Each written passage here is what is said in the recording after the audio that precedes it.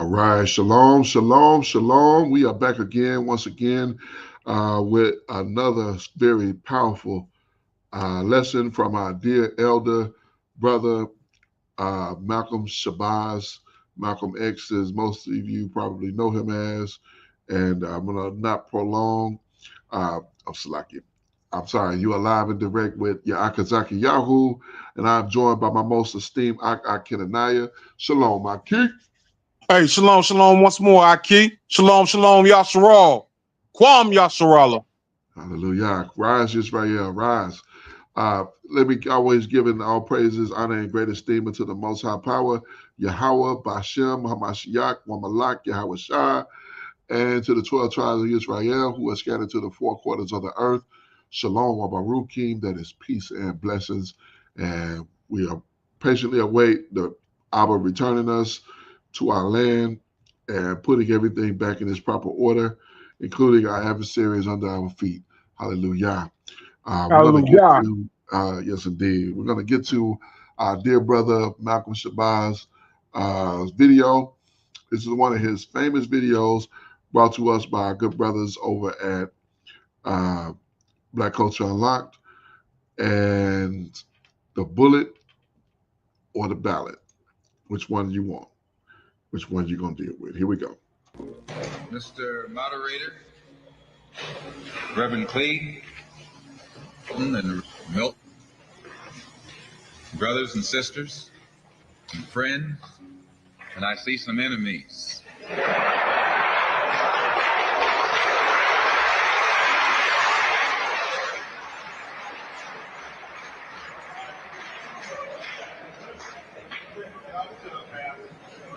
In fact, I think we'd be fooling ourselves if we had an audience this large and didn't realize that there were some enemies present. I'm a Muslim minister. The same as they are Christian ministers, I'm a Muslim minister. And I don't believe in fighting today in any one front, but on all fronts.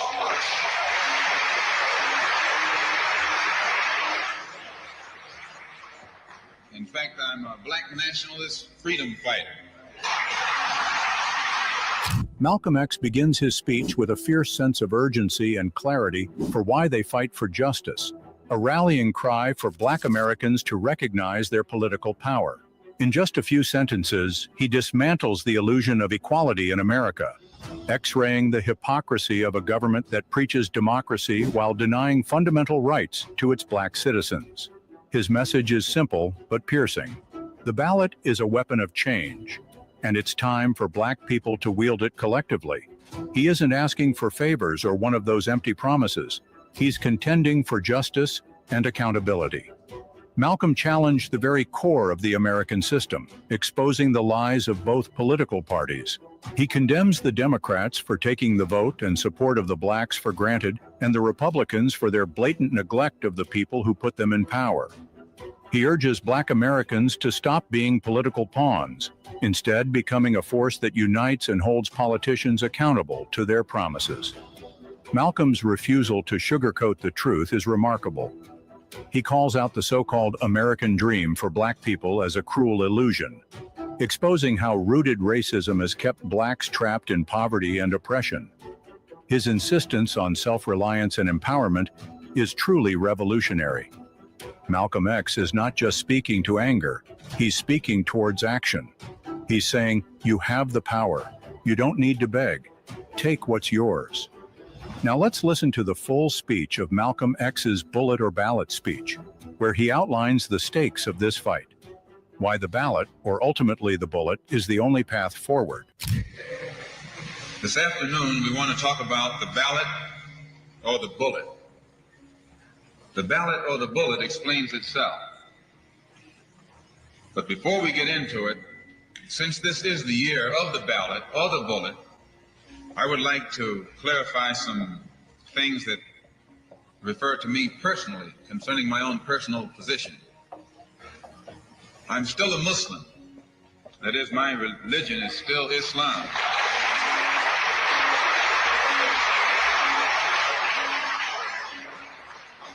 My religion is still Islam. I still credit Mr. Muhammad for what I know and what I am. He's the one who opened my eyes. And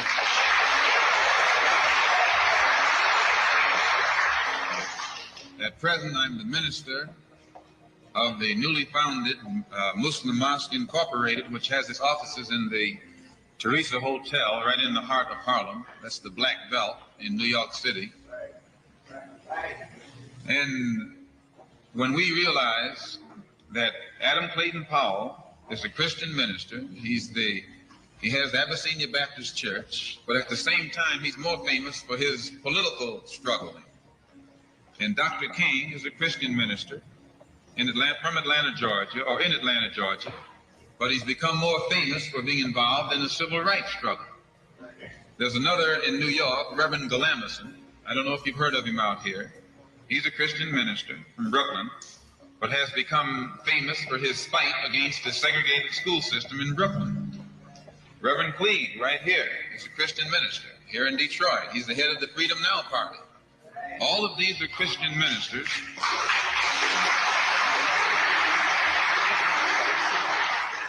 All of these are Christian ministers, but they don't come to us as Christian ministers. They come to us as fighters in some other category. I'm a Muslim minister. The same as they are Christian ministers, I'm a Muslim minister. And I don't believe in fighting today in any one front, but on all fronts.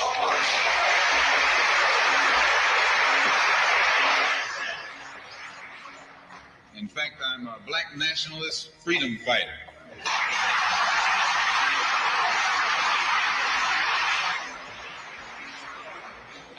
Islam is my religion, but I believe my religion is my personal business.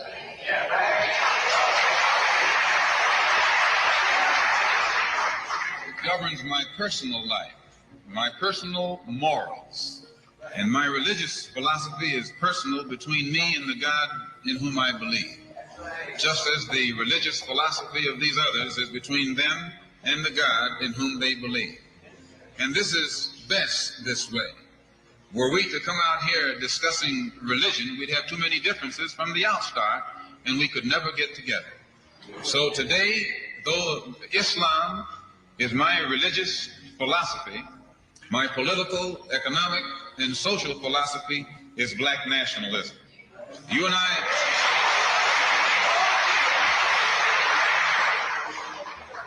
As I say, if we bring up religion, we'll have differences, we'll have arguments, we'll never be able to get together. But if we keep our religion at home, keep our religion in the closet, keep our religion between ourselves and our God, but when we come out here, we have a fight that's common to all of us against the enemy who is common to all of us.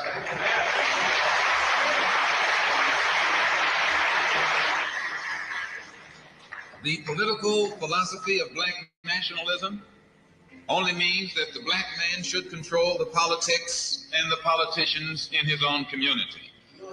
The time when white people can come in our community and get us to vote for them so that they can be our political leaders and tell us what to do and what not to do is long gone.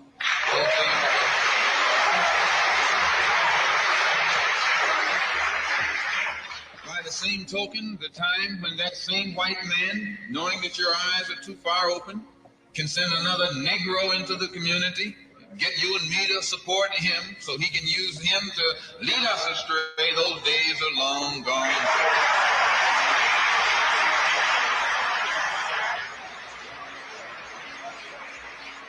The political philosophy of black nationalism only means that if you and I are going to live in a black community, and that's where we're going to live, because as soon as you move into as soon as you move out of the black community into their community, it's mixed for a period of time, but they're gone, and you're right there all by yourself.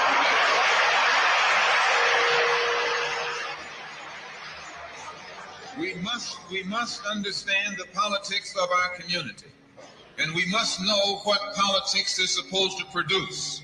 We must know what part politics play in our lives. And until we become politically mature, we will always be misled, led astray, or deceived or maneuvered into supporting someone politically who doesn't have the good of our community at heart. So the political philosophy of black nationalism only means that we will have to carry on a political program of re-education to open our people's eyes, make us become more politically conscious, politically mature. And then we will, whenever we get ready to cast our ballot, that ballot will be cast for a man of the community who has the good of the community at heart. And the economic philosophy of black nationalism only means that we should own and operate and control the economy of our community. You would never find, you can't open up a black store in a white community. White man won't even patronize you. And he's not wrong. He got sense enough to look out for himself. And you don't have sense enough to look out for yourself.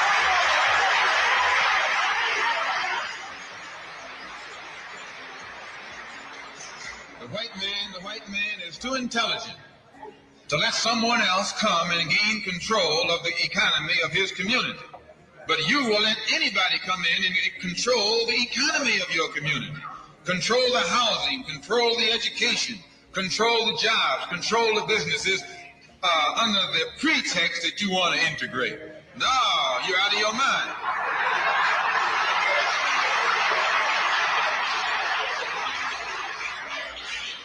The economic philosophy of black nationalism only means that we have to become involved in a program of re-education to educate our people into the importance of knowing that when you spend your dollar out of the community in which you live, the community in which you spend your money becomes richer and richer. The community out of which you take your money becomes poorer and poorer. And because these Negroes who have been misled, misguided, are breaking their necks to take their money and spend it with the man is becoming richer and richer, and you're becoming poorer and poorer. And then what happens? The community in which you live becomes a slum. It becomes a ghetto. The conditions become run down. And then you have the audacity to complain about poor housing in a rundown community. Why, you run it down yourself when you take your dollar out.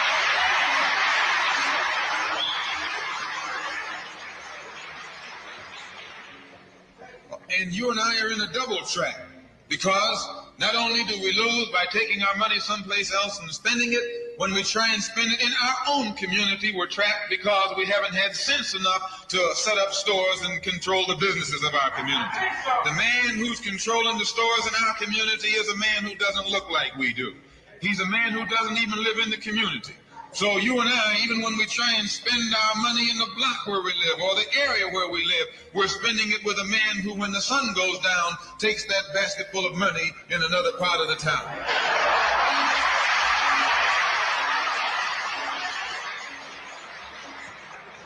So we're trapped, double trapped, triple trapped. Anywhere we go, we find that we're trapped. And every kind of solution that someone comes up with is just another trap. But the political and economic philosophy of black nationalism, the economic philosophy of black nationalism shows our people the importance of setting up these little stores and developing them and expanding them into larger operations. Woolworth didn't start out big like they are today. They started out with a dime store and expanded and expanded and expanded until today they're all over the country and all over the world, and they're getting some of everybody's money. Now this, what you and I in General Motors, the same way, didn't start out like it is.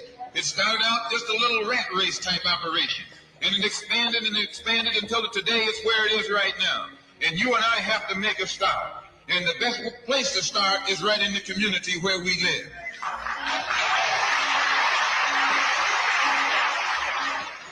So our people not only have to be re-educated to the importance of supporting black business, but the black man himself has to be made aware of the importance of going into business. And once you and I go into business, we own and operate at least the businesses in our community.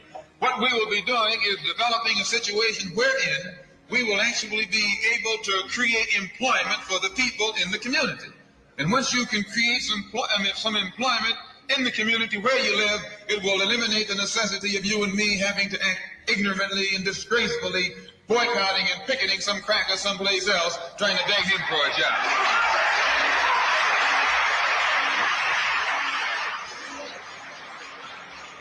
Anytime you have to rely upon your enemy for a job, you're in bad shape. And he is your enemy. Anytime you wouldn't be in this country if some enemy hadn't kidnapped you and brought you here.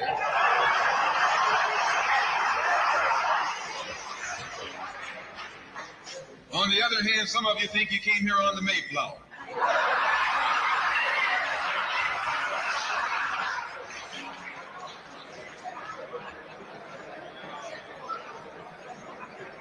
So as you can see, brothers and sisters, today, this afternoon, it's not our intention to discuss religion. We're going to forget religion. If we bring up religion, we'll be in an argument. And the best way to keep away from arguments and differences, as I said earlier, put your religion at home, in the closet. Keep it between you and your God. Because if it hasn't done anything more for you than it has, you need to forget it anyway.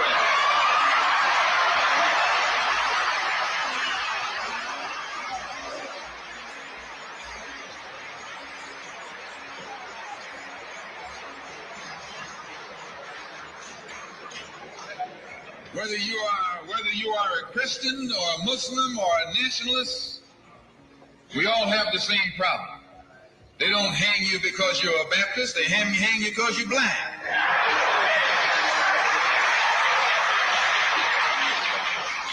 They don't attack me because I'm a Muslim, they attack me because I'm blind. They attack all of us for the same reason. All of us catch hell from the same enemy. We're all in the same bag, in the same boat. We suffer political oppression, economic exploitation, and social degradation. All of them from the same enemy. The government has failed us. You can't deny that.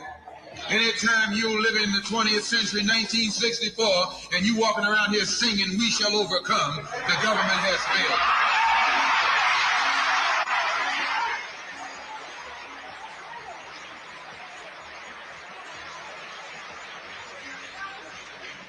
This is part of what's wrong with you. You do too much singing.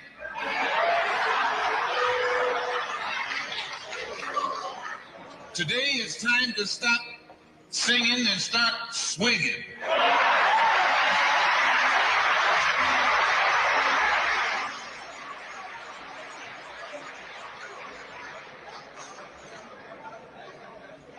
You can't sing up on freedom, but you can swing up on some freedom.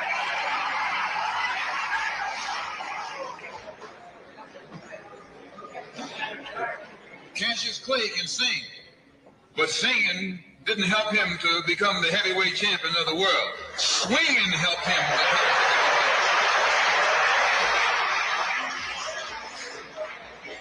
So this government has failed us.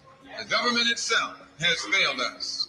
And the white liberals who have been posing as our friends have failed us. And once we see that all these other sources to which we've turned have failed, we stop turning to them and turn to ourselves. We need a self-help program. Do it yourself philosophy. Do it right now philosophy. It's already too late philosophy. This is what you and I need to get with. And the only way we're going to solve our problem is with a self-help program.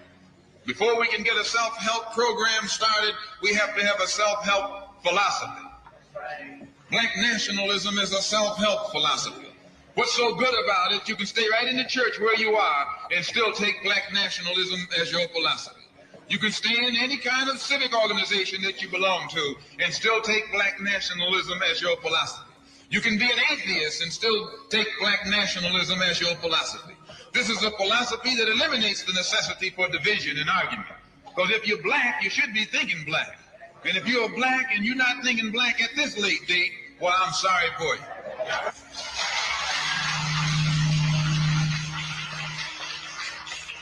Once you change your philosophy, you change your thought pattern. Once you change your thought pattern, you change your attitude. Once you change your attitude, it changes your behavior pattern. And then you go on into some action. As long as you got a sit-down philosophy, you'll have a sit-down thought pattern. And as long as you think that old sit-down thought, you'll be in some kind of sit-down action. They'll have you sitting in everywhere. It's not so good to refer to what you're going to do as a sit-in. Then right there castrates you. Right there it brings you down. What goes with it? Think of the image of someone sitting. An old woman can sit. An old man can sit. A chump can sit. A coward can sit. Anything can sit. Well, you and I have been sitting long enough, and it's time today for us to start doing some standing and some fighting to back that up.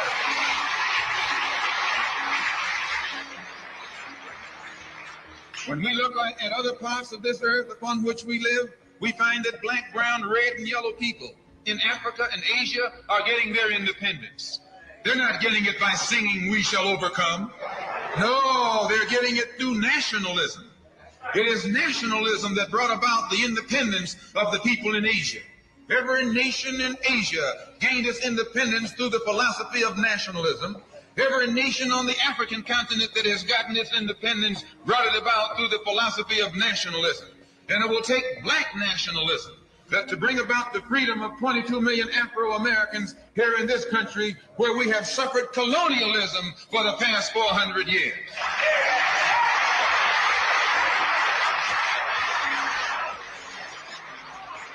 America is just as much a colonial power as England ever was.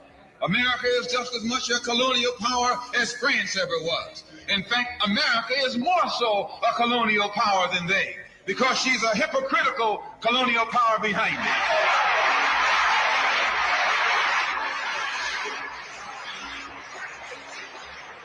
What do you call second-class citizenship? Why, that's colonization. Second-class citizenship is nothing but 20th century slavery. How are you going to tell me you're a second-class citizen? They don't have second-class citizenship in any other government on this earth. They just have slaves and people who are free. Well, this country is a hypocrite. They try and make you think they set you free by calling you a second-class citizen. No, you're nothing but a 20th century slave.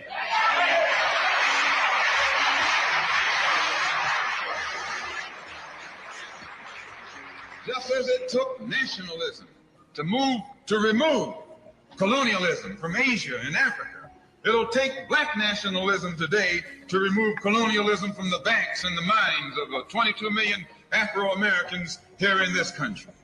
And 1964 looks like it might be the year of the ballot or the bullet.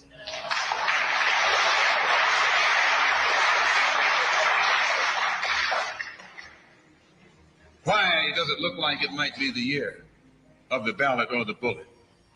Because Negroes have listened to the trickery and the lies and the false promises of the white man now for too long, and they're fed up. They've become disenchanted. They've become disillusioned. They've become dissatisfied. And all of this has built up frustrations in the black community that makes the black community throughout America today more explosive than all of the atomic bombs the Russians can ever invent. Whenever you got a racial powder keg sitting in your lap, you're in more trouble than if you had an atomic powder keg sitting in your lap. When a racial powder keg goes off, it doesn't care who it knocks out the way. Understand this, it's dangerous. And in 1964, this seems to be the year. Because what can the white man use now to fool us?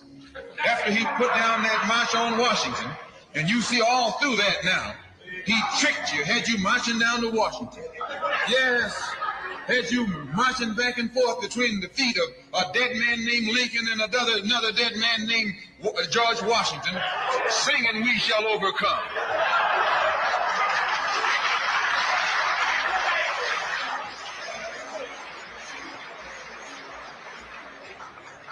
He made a chump out of it. He made a fool out of it. He made you think you were going somewhere, and you end up going nowhere but between Lincoln and Washington. So today our people are disillusioned. They've become disenchanted. They've become dissatisfied. And in their frustrations, they want action. And in 1964, you See this young black man, this new generation, asking for the vote ballot or the vote. That old Uncle Tom action is outdated. The young generation don't want to hear anything about the odds are against us. What do we care about odds?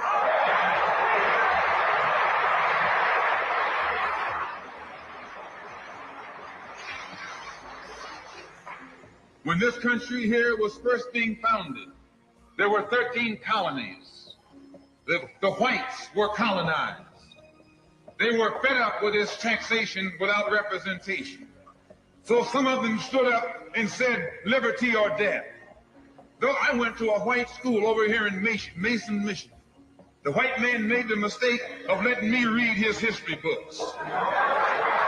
He made the mistake of teaching me that Patrick Henry was a patriot and George Washington wasn't nothing nonviolent about old Pat or George Washington. Liberty or death was what brought about the freedom of whites in this country from the English.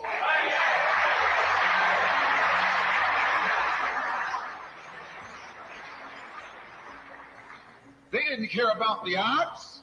Why, they faced the wrath of the entire British Empire. And in those days, they used to say that the British Empire was so vast and so powerful when the sun would never set on it.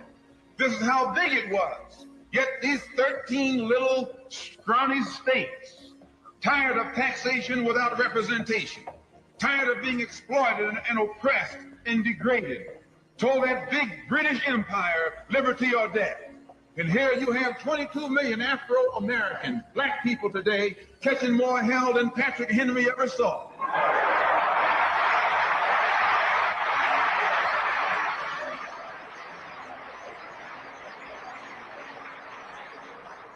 And I'm here to tell you, in case you don't know it, that you got a new generation of black people in this country who don't care anything whatsoever about odds. They don't want to hear you old Uncle Tom handkerchief heads talking about the odds.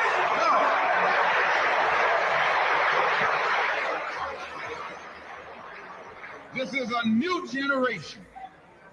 If they're going to draft these young black men and send them over to Korea or South Vietnam to face 800 million Chinese,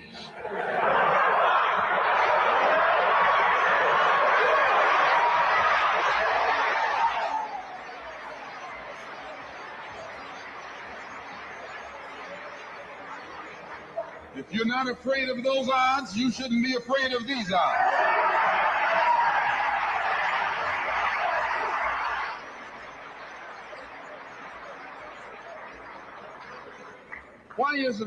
Why does this loom to be such an explosive political year?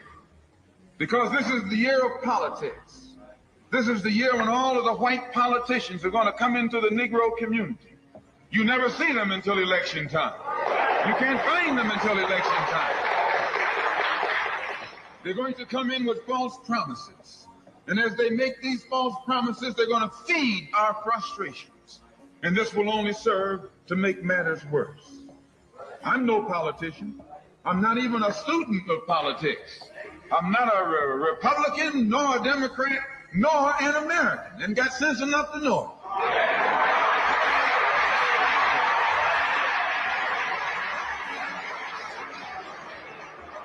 I'm one of the 22 million black victims of the Democrats. One of the 22 million black victims of the Republicans, and one of the 22 million black victims of Americanism.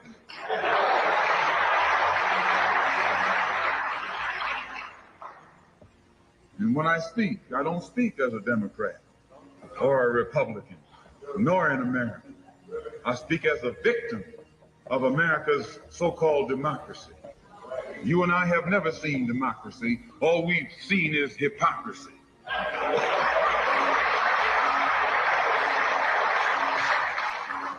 When we open our eyes today and look around America, we see America not through the eyes of someone who has enjoyed the fruits of Americanism. We see America through the eyes of someone who has been the victim of Americanism. We don't see any American dream. we've experienced only the American nightmare. We haven't benefited from America's democracy. We've only suffered from America's hypocrisy. And the generation that's coming up now can see it and are not afraid to say it. If you go to jail, so what? If you're black, you were born in jail.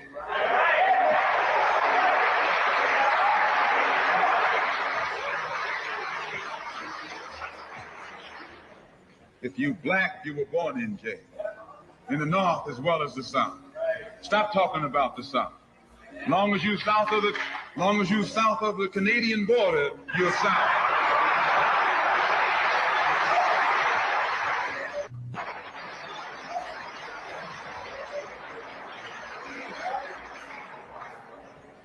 Don't call Governor Wallace a Dixie governor.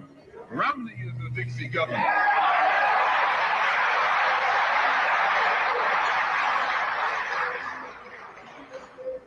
"22 million black victims of Americanism are waking up, and they're gaining a new political consciousness, becoming politically mature. And as they develop this political maturity, they're able to see the recent trends in these political elections.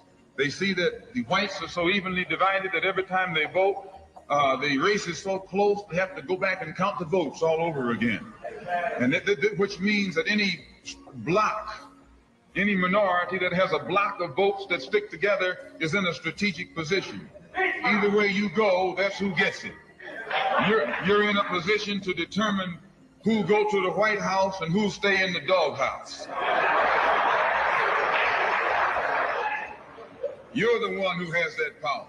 You can keep Johnson in Washington, D.C., or you can send him back to his Texas cotton patch.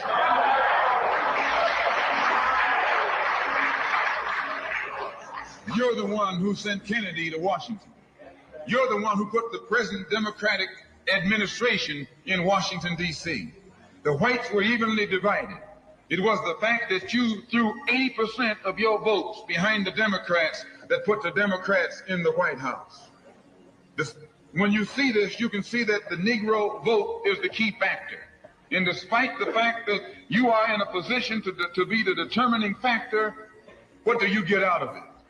The Democrats have been in Washington, D.C. only because of the Negro vote. They've been down there 4 years. And all other legislation they wanted to bring up, they brought it up and gotten it out of the way, and now they bring up you. And now they bring up you. You put them first and they put you last. Because you're a chump.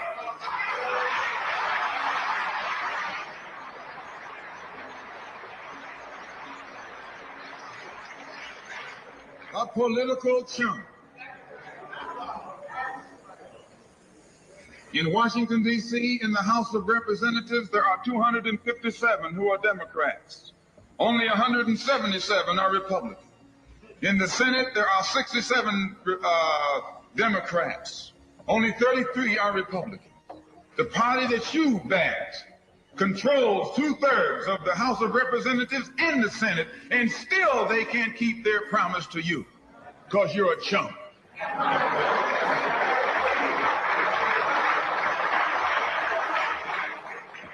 Anytime you throw your weight behind a political party that controls 2/3 of the government, and that party can't keep the promise that it made to you during election time, and you're dumb enough to walk around continuing to identify yourself with that party, you're not only a chump, but you're a traitor to your race.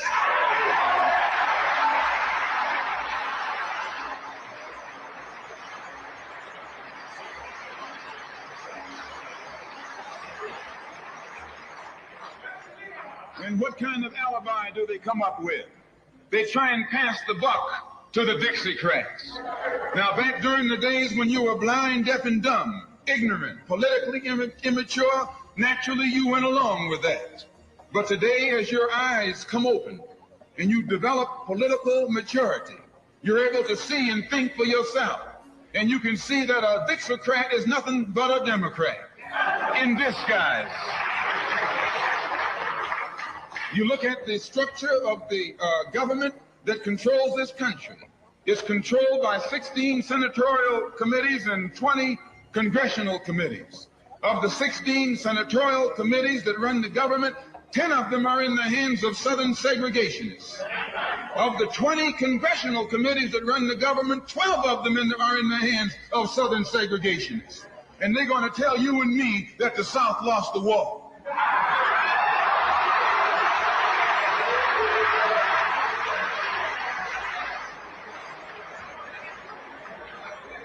You today are in the hands of a government of segregationists, racists, white supremacists, who belong to the Democratic Party but disguise themselves as Dixiecrats. A Dixiecrat is nothing but a Democrat.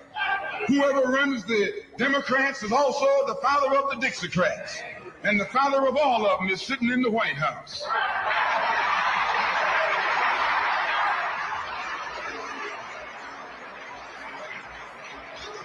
I say, and I say it again, you got a president who's nothing but a Southern segregationist.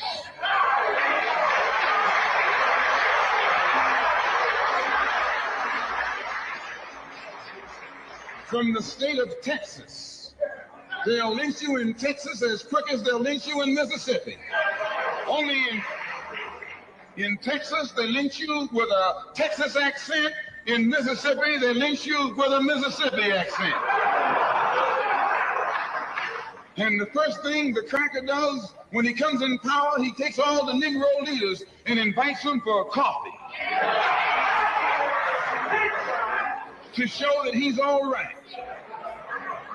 And those Uncle Toms can't pass up the coffee.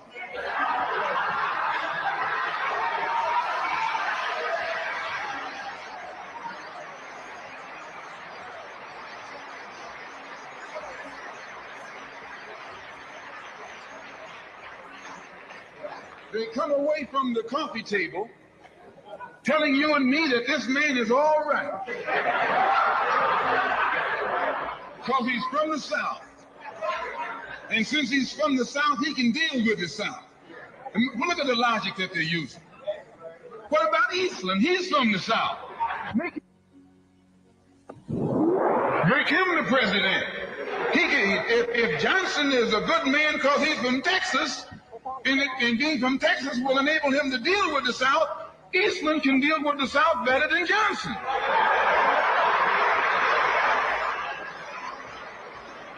Oh, I say, you've been misled. You've been had. You've been took.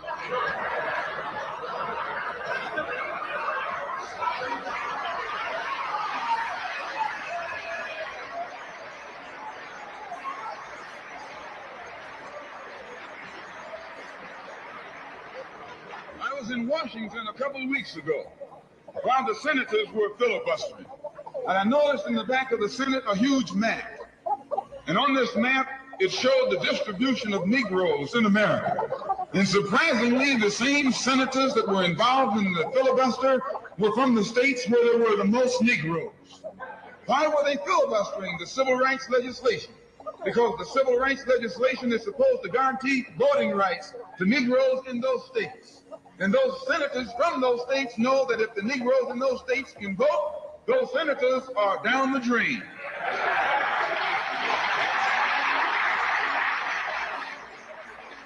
The representatives of those states go down the drain. And in the Constitution of this country, it has a stipulation wherein whenever the rights, the voting rights of people in a certain district are violated, then the representative who's from that particular district, according to the Constitution, is supposed to be expelled from the Congress. Now, if this particular aspect of the Constitution was enforced, why, you wouldn't have a cracker in Washington, D.C.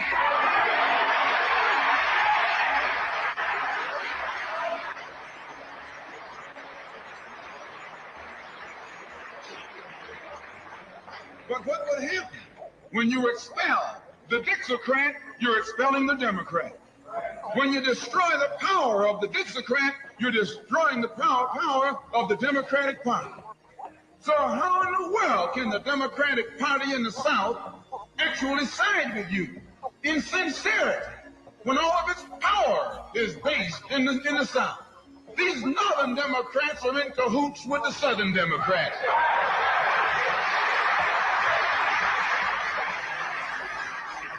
They're playing a giant con game, a political con game. You know how it goes. One of them comes to you and make believe he's for you. And he's in cahoots with the other one that's not for you. Why? Because neither one of them is for you. But they got to make you go with one of them or the other. So this is a con game. And this is what they've been doing with you and me all these years. First thing Johnson got off the plane when he became president, he asked, "Where's Dickie?" You know who Dickie is? Dickie is old Southern cracker Richard Russell. Look here. Yes. Lyndon D. Johnson's best friend is the one who is ahead, who's heading the forces that are filibustering civil rights legislation. You tell me, how in the hell is he going to be Johnson's best friend?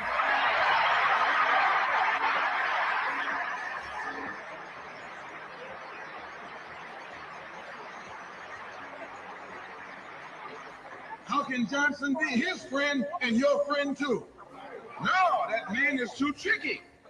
Especially if his friend is still old Dickie.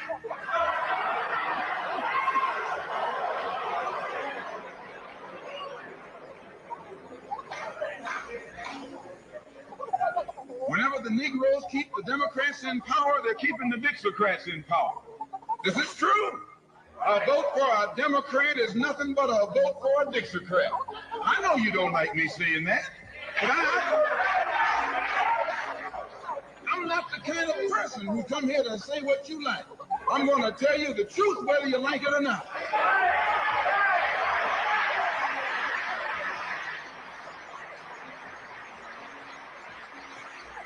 Up here in the North, you have the same thing. The Democratic Party don't do it. They don't do it that way. They got a thing that they call gerrymandering. They maneuver you out of power. Even though you can vote, they fix it so you're voting for nobody. They got you going and coming. In the South, they're outright political wolves. In the North, they're political foxes. A fox and a wolf are both canine. Both belong to the dog family.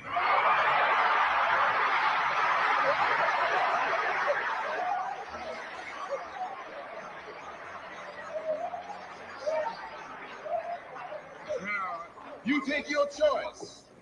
You're going to choose a northern dog or a southern dog.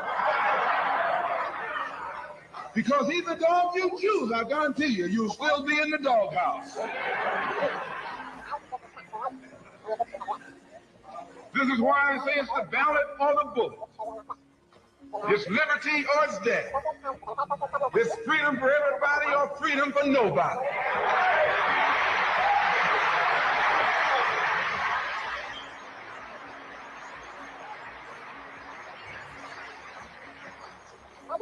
America today finds herself in a unique situation.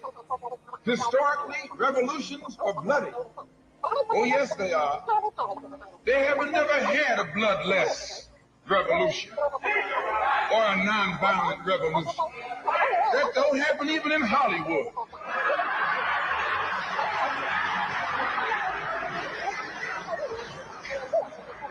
You don't have a revolution in which you love your enemy. And you don't have a revolution in which you're begging the system of exploitation to integrate you into it. Revolutions overturn systems. Revolutions destroy systems. A revolution is bloody. But America is in a unique position. She's the only country in history in a position actually to become involved in a bloodless revolution. The Russian Revolution was bloody. Chinese Revolution was bloody. French Revolution was bloody. Cuban Revolution was bloody. And there was nothing more bloody than the American Revolution. But today, this country can become involved in a revolution that won't take bloodshed. All she's got to do is give the black man in this country everything that's due. Everything.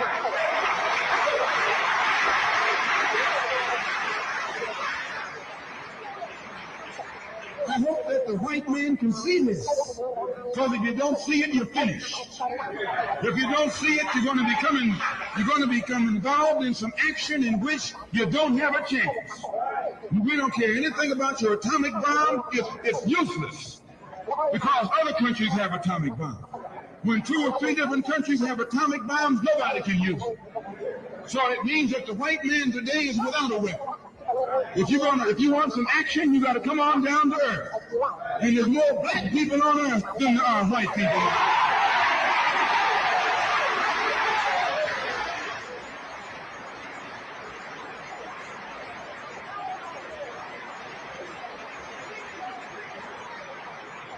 I only got a couple more minutes. The white man can never win another war on the ground. His days of war victory, his days of background victory are over. Can I prove it? Yes. Take all the action that's going on this earth right now that he's involved in. Tell me where he's winning. Nowhere. Why, some rice farmers, some rice eaters ran him out of Korea. Yes, they ran him out of Korea.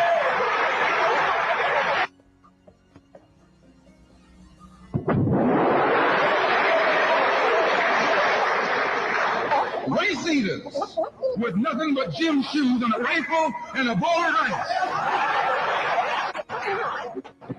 Took him and his tanks and his napalm and all that other action he's supposed to have and ran him across the Yalu. Why? Because the day that he can win on the ground is past. Up in French Indochina, those little peasants, rice growers, took on the might of the French army and ran all the Frenchmen. You remember Dien Bien Phu? No!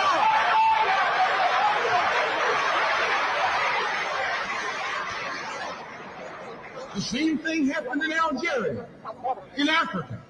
They didn't have anything but a rifle. The French had all these highly mechanized instruments of warfare, but they put some guerrilla action on them. And a white man can't fight a guerrilla warfare. Guerrilla action takes heart, takes nerve, and he doesn't have that.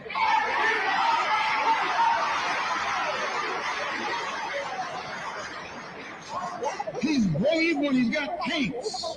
He's brave when he's got planes. He's brave when he's got bombs. He's brave when he got a whole lot of company along with him. But you take that little man from Africa and Asia, turn him loose in the woods with a blade.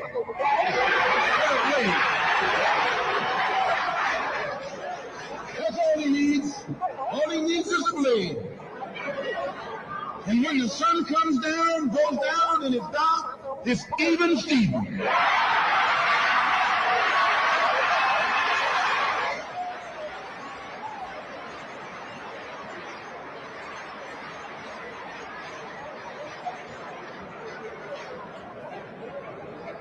So it's the ballot or the bullet. Today,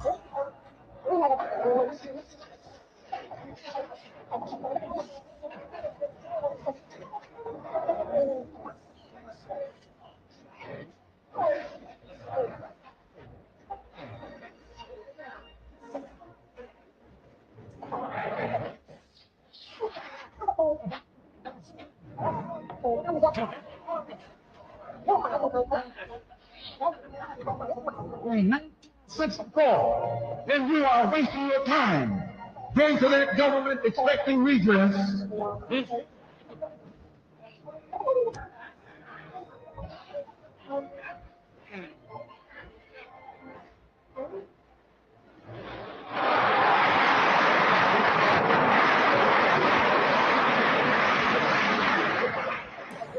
So those of us who political and economic and social philosophy is black nationalism, have become involved in the civil rights struggle. We have injected ourselves into the civil rights struggle, and we intend to expand it from the level of civil rights to the level of human rights. As long as you fight it on the level of civil rights, you're under Uncle Sam's jurisdiction. You're going to his court expecting him to correct the problem. He created the problem. He's the criminal. You don't take your case to the criminal, you take your criminal to court.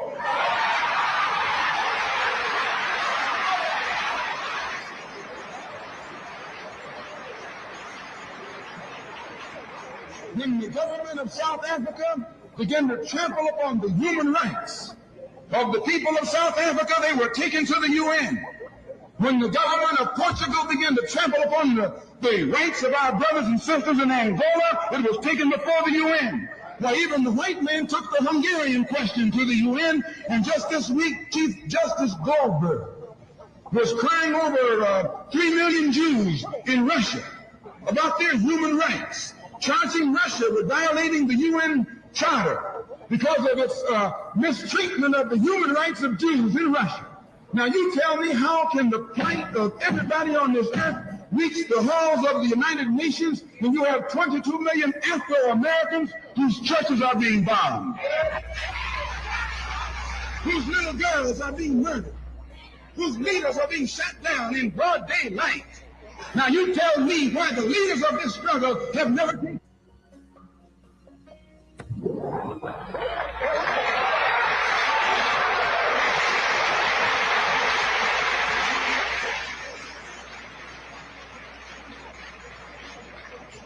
So our next move is to take the entire civil rights struggle problem into the United Nations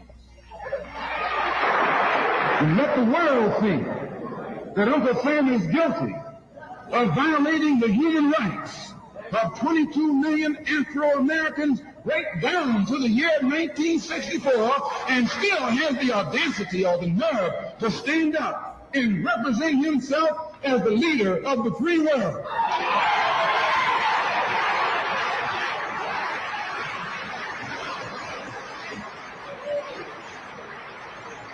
Not only is he a crook, he's a hypocrite.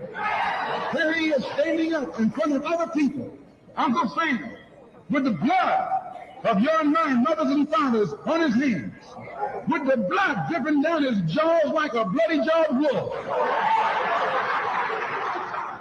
and still got the nerve to point his finger at other countries. In 1964, you can't even get civil rights legislation. And this man has got the nerve to stand up and talk about South Africa, or talk about Nazi Germany, or talk about Portugal. No more days like those.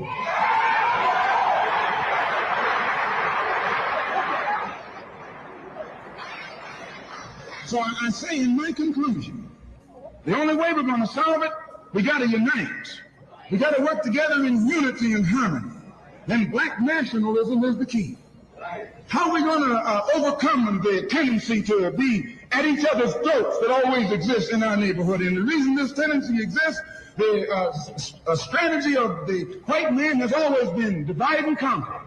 He keeps us divided in order to conquer us. He tells you, I'm for separation and you for integration, and keep us fighting with each other. No, I'm not for separation and you're not for integration. What you and I are for is freedom.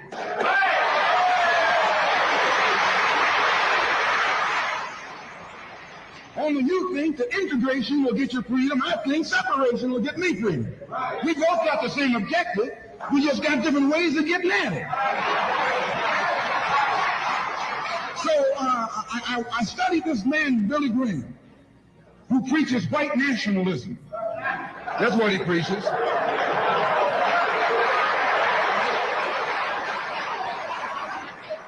I say that's what he preaches. The whole church structure in this country is white nationalism. You go inside a white church, that's what they're preaching, white nationalism. They got Jesus white, Mary white, God white, everybody white. That's white nationalism.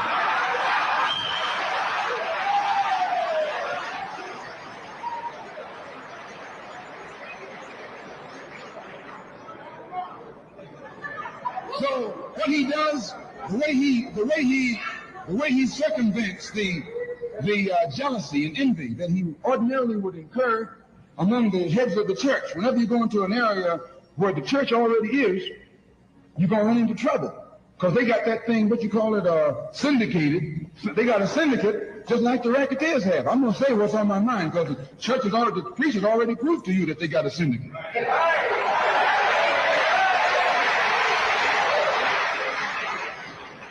And when you're out in the rackets, whenever you get in another man's territory, you know, they gang up on you.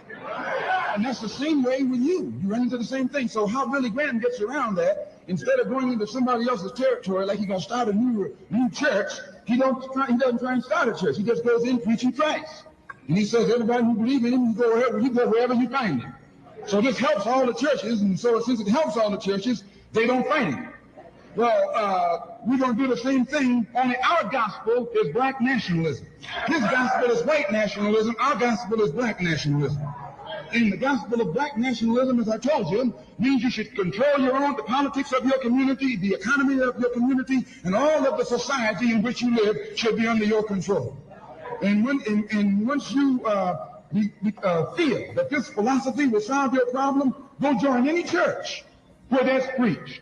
Don't join a church where white nationalism is preached. Now you can go to a Negro church and be exposed to white nationalism. But when you walk in a Negro church and you see a white Jesus and a white Mary and some white angels, that Negro church is preaching white nationalism.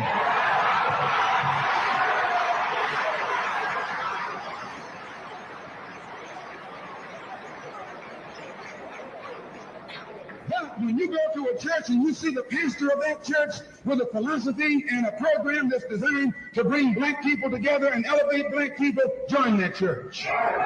Join that church. If you see where the NAACP is preaching and practicing that which is designed to make black nationalism materialize, join NAACP. Join any kind of organization, civic, religious, fraternal, political, or otherwise, that's based on lifting the black man up and making him master of his own community.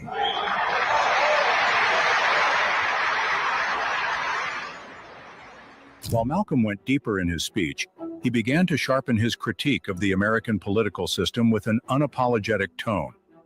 His words are a direct challenge to the political system.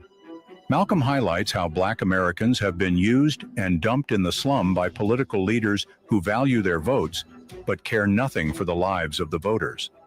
He exposes the cunning game that politicians play, where promises of civil rights and equality are dangled like carrots before elections, only to vanish the moment the seat on the throne of power.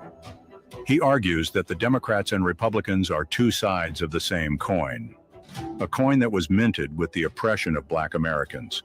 Malcolm does not mince words. A vote for either party is a vote for the continuation of your oppression, he implies. But this isn't just a call to distrust, but a call to action.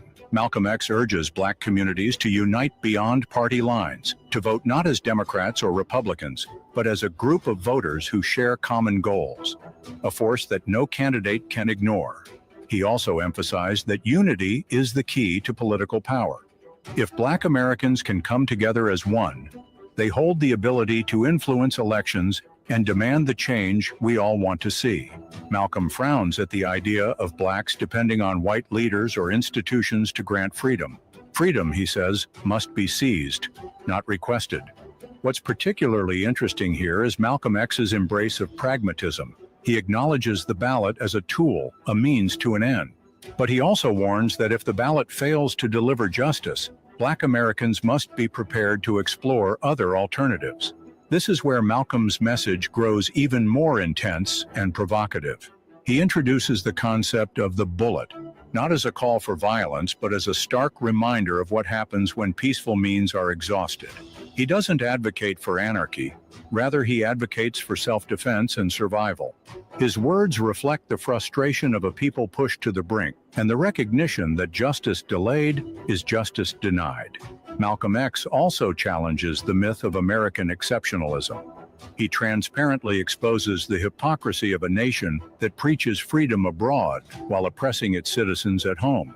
He draws a direct connection between the fight for civil rights in America and anti-colonial struggles in various parts of the world. One of the most striking moments of Malcolm's speech was when he addressed economic inequality. He criticizes the exploitation of black labor and the deliberate economic marginalization of black communities. He calls for economic independence, urging black Americans to build their businesses and support one another. While he spoke, his words created a sense of urgency that could not be ignored. Malcolm's brilliance was displayed in his ability to balance hope with realism and defiance with strategy. He presents a vision of empowerment that is both practical and revolutionary, a vision that challenges the system default and demands accountability. Malcolm X's message is without a compromise. Black Americans must refuse to be passive participants in their oppression. They must claim their power, their dignity, and their position in the future of the nation. The ballot is one perfect opportunity to do so, but if they are being denied the ballot, he warns them that the consequences could be extreme. Malcolm reminds his audience that the time for patience has passed. The injustices that a lot of Black Americans faced for centuries of systemic oppression, exploitation, and dehumanization can no longer be tolerated. He declares that the future is dependent on the decisions made now. Malcolm's metaphor of the ballot or the bullet has its significance. The ballot, he says, symbolizes the last peaceful avenue for change. He argues that if America truly believes in democracy, then it must live up to its ideals by giving equal rights to Black Americans. The vote is not just a right, but a weapon to dismantle the structures of racism and injustice.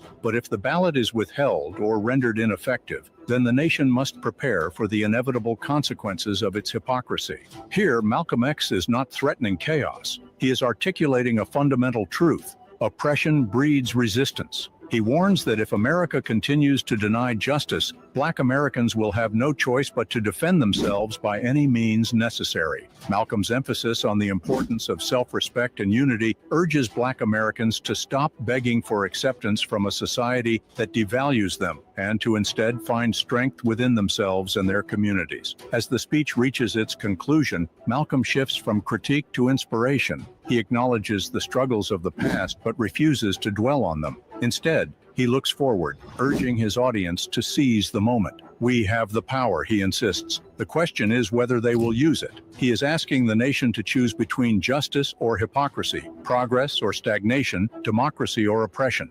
He leaves no room for complacency. The choice is clear, and the time is now. The question he leaves lingering in the air is chilling. If justice isn't served peacefully, what comes next?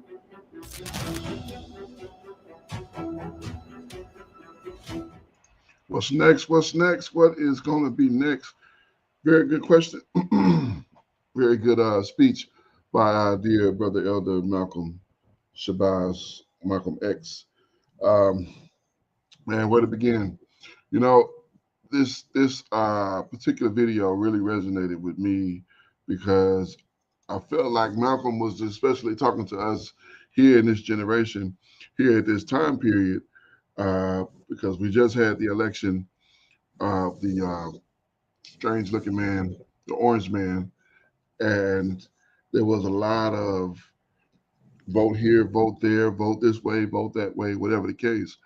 And the irony is, right before we did this this video review, we were reading Devarim, Deuteronomy, and it explicitly told us, or outlined for us, that we are not to vote, or we are not to set one who king over us who is not of our brethren, who is not of our own people, of our own nation.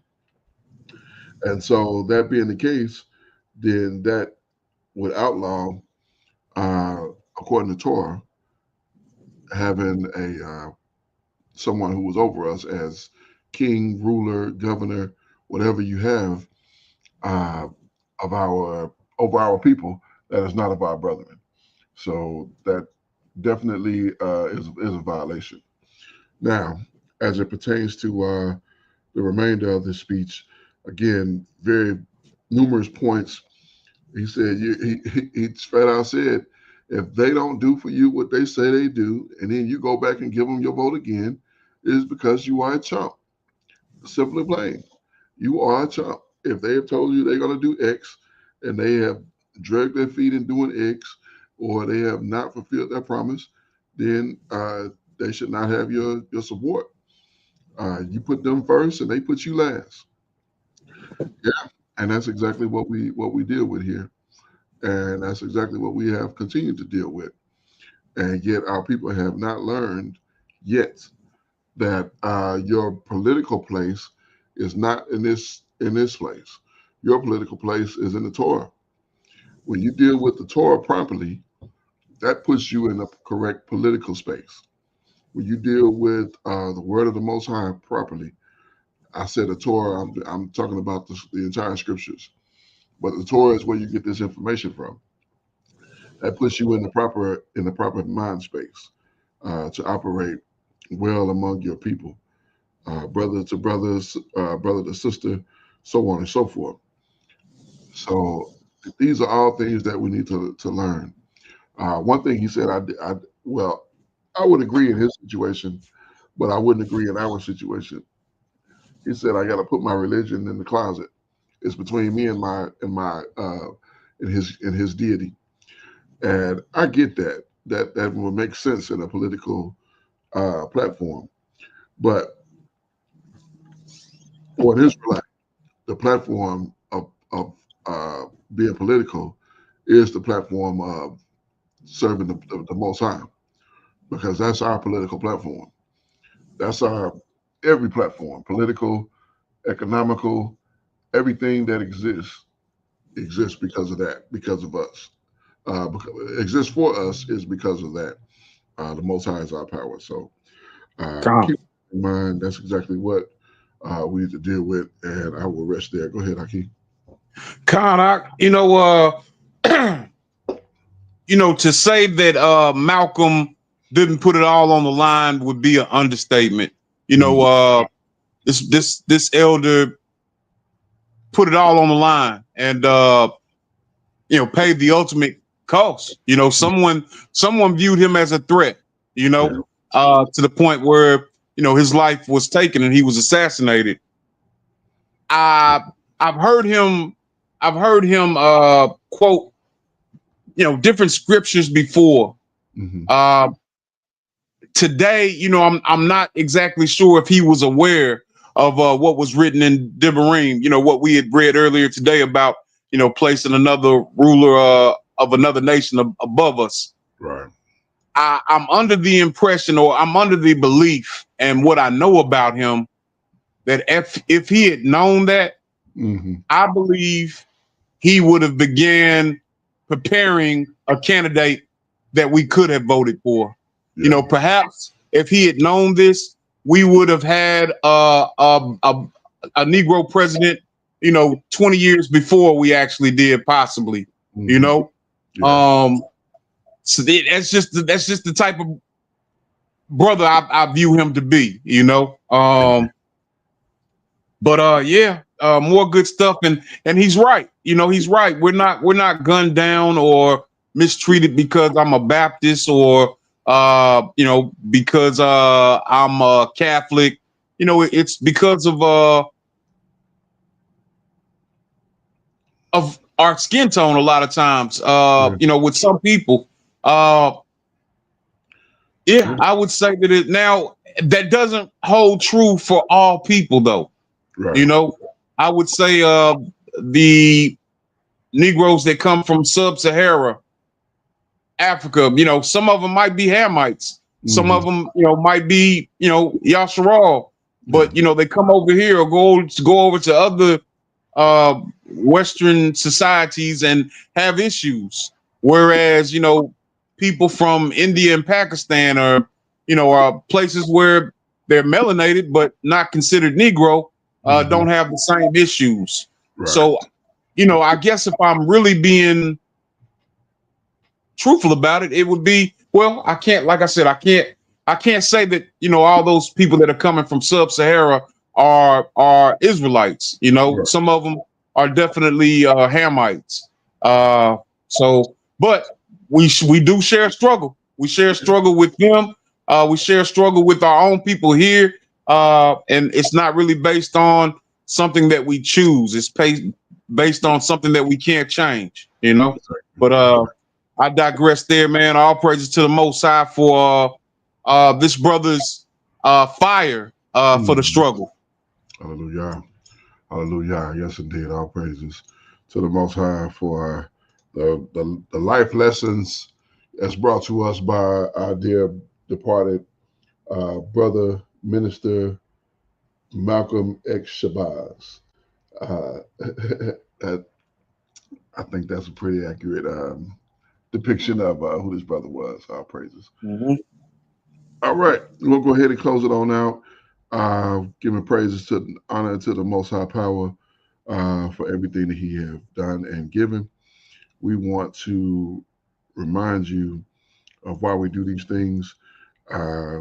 This video review, bringing information to our people, because Romans chapter 10 and verse 1, brethren, my heart's desire and prayer to Ha'abba, to the Father, for Israel is that they might be saved. We want to see our people saved, and I wish to goodness I could have saved Brother Malcolm. I could have, something could have happened. I wasn't even around when he got murdered, but in his mindset where I am now, I wish it was something that I could have done that could have resolved that. How are we going to get our people saved? How are we going to do these things? First of all, we're going to keep the faith in the Messiah. And secondly, we're going to Ecclesiastes chapter 12 and verse 13. Let us to the conclusion of the whole matter. Fear the Most High and keep His commandments, for this is the whole duty of man.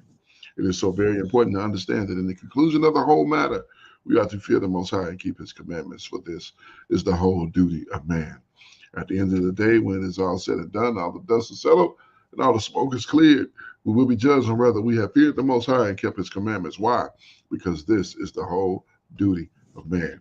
I am your Akazaki Yahu, joined by my most esteemed Akinanaya, giving all praises, honor, and great esteem unto the Most High Power, Yahweh, Bashem, Hamashiach, Wamalak, Yahweh Shai, and to the 12 tribes of Israel who are scattered to the four quarters of the earth. I say, Shalom, Wa Baruchim, that is peace and blessings.